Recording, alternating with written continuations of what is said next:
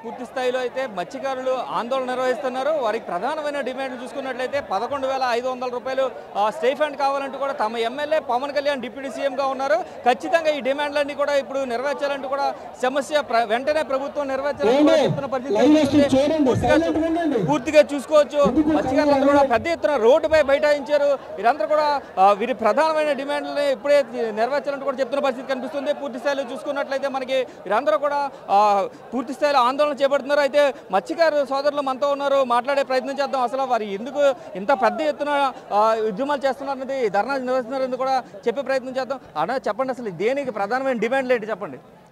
Sir ఏమిటంటే మా గత కొద్ది నెలలుగా మాకు పోటు లేకుండా పోయింది సార్. దేనివల్ల అంటే అరబిందో కెమికల్ ఫ్యాక్టరీ వలన మత్స్య సంపద నశించిపోయి ఈరోజు మత్స్యకారులు రోడ్డు మీద పడవలసిన పరిస్థితి వచ్చింది సార్. పడ్డం అంటే ఇనాలో పాటు లేదనుకుంటే అరొకరో ఎటు వెళ్ళినా ఒక 150 తెచ్చుకుంటేవారు సార్. మొత్తం సముద్రాన్ని ఫిల్టర్ చేసినట్టు అయిపోయింది సార్. ఇప్పుడు దానివలన మత్స్యకారు భావితరాల భవిష్యత్తు కాదు కదా, ప్రస్తుతం భవిష్యత్తు కూడా లేదండి. ఎందుకనంటే ఈరోజు మా పిల్లలు చదివించుకునే పరిస్థితి కూడా లేదు సార్. దేనివలన మేమందరం గంగపుత్రులమండి, గంగలో బతికేటోళ్ళు. గంగ లేకపోతే మాకేమీ లేదండి. అలాంటి గంగ గర్భంలో ఈ యొక్క విషవాయువుని వదిలి ఈ ఫ్యాక్టరీల వలన దాని వలన మాకు కలిగినటువంటి నష్టం ఏంటంటే మొత్తం పాటు లేకుండా పోయింది సార్. ఈరోజు మత్స్యకారులందరూ రోడ్డును పడవలసి వచ్చిందండి. దీన్ని నాయకులు పరిగణనలోకి తీసుకొని మా డిప్యూటీ సీఎం గారు పవన్ కళ్యాణ్ గారు, మా ఎమ్మెల్యే గారు వారు వచ్చి మాకు న్యాయం చేస్తారని మేము కోరుకుంటున్నామండి. వారు ఎక్కడున్న తక్షణమే మా మత్స్యకారుల ఆవేదన చూసి, ఇది కన్నీటి కాదండి, సోదరులు మాట్లాడుతున్నారు. ముక్కులో పెట్టుకున్న బంగారం కూడా, ఈసెత్తు బంగారం కూడా తాకట్టు పెట్టి ఈరోజు వరకు తిన్నామండి.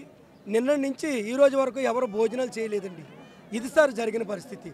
పవన్ గారు వెంటనే స్పందించి మాకు న్యాయం చేయాలని కోరుకుంటున్నాం సార్. నమస్తే. ఇది చూసుకున్నట్లయితే పవన్ కళ్యాణ్ వెంటనే స్పందించాలంటూ కూడా చెప్తున్నారు. నిన్నటి నుంచి కూడా మొత్తం తిండి ఆహారం అంతా కూడా తీసుకోకుండానే పెద్ద ఎత్తున ధర్నా చేస్తున్నట్టు కూడా చెప్తున్న పరిస్థితి కనిపిస్తుంది. పవన్ కళ్యాణ్ ఖచ్చితంగా ఇక్కడికి వచ్చి వారి సమస్యపై వెంటనే పరిష్కరించాలంటూ కూడా చెప్తున్న పరిస్థితి కనిపిస్తుంది. పూర్తి స్థాయిలో చూడొచ్చు, మనం పెద్ద ఎత్తున డిమాండ్ చేస్తున్న పరిస్థితి కనిపిస్తుంది. అయితే మరికొంతమంది సోదరులు ఉన్నారు, మాట్లాడే ప్రయత్నం చేద్దాం. చెప్పండి, ప్రధానంగా డిమాండ్లు ఏంటి, మీ డిమాండ్లు ఏంటి?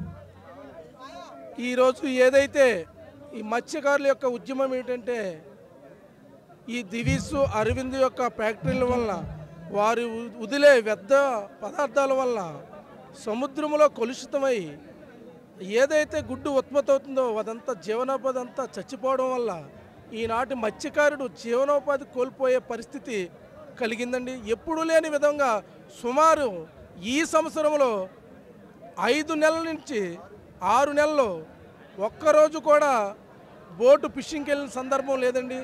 కనీసం వాళ్ళ పొట్ట కూటు కూడా గడవలేని స్థితిలో ఉన్నారు. కాకపోతే వీళ్ళందరూ కూడా మా కాన్స్టిట్యున్సీకి ఒక డిప్యూటీ సీఎంతో ఎమ్మెల్యేగా రావడం మేమందరం హర్షించామండి. ఈరోజు ఈ తీర ప్రాంత మత్స్యకారుల యొక్క మనోభావాలు దెబ్బతింటున్నాయి. వారికి ఆర్థిక పరిస్థితులు కూడా చిన్నాభిన్నముగా ఉన్నాయి.